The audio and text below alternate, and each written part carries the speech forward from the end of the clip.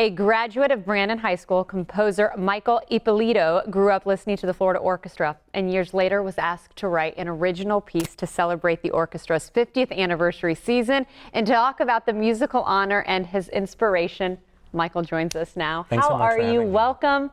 Congratulations, I think, is due, right? Thank you. Yes, it's really exciting. Okay, so let's go back. I mentioned where you graduated high school, but the Florida Orchestra is definitely something you grew up with. Talk about the relationship that started at an early age. Yes, well, I started as a product of Hillsborough County Public Schools in the music program. I got sort of hooked on it and started taking piano lessons, and I played in the school orchestra. And all those early experiences were when teachers gave me the chance to write a piece, to suggest that I try writing these ideas down, and it kind of launched my career from there.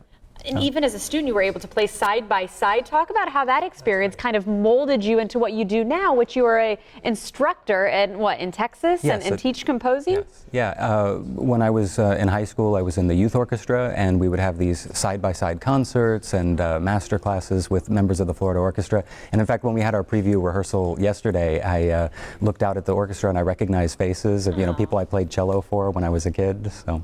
Well, let's talk about your composition, if you will. I can't even say the word, let alone write one. Sure. Explain what went into it, because I know you touch on your inspiration growing up in Florida and how that kind of molded you and what you wanted that to reflect in the piece. Sure. It was kind of a chance for me to address the place that I grew up and the natural beauty and also kind of the raw power of the environment here.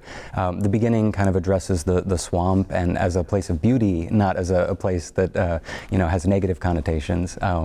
There's a storm kind of sequence, which I felt like I had to address because growing up, the thunderstorms were such a part of my childhood, and I missed that when I was living in the Midwest and in the Northeast, and then the last movement kind of begins with a beach scene and then becomes this transcendental kind of meditation from there. So. And what is the piece called? It's called Triptych, so it's a set of 3 images. I would say, where does that name come from? Is that what that means? Yes, it's a form of visual art where you have 3 panels that are connected.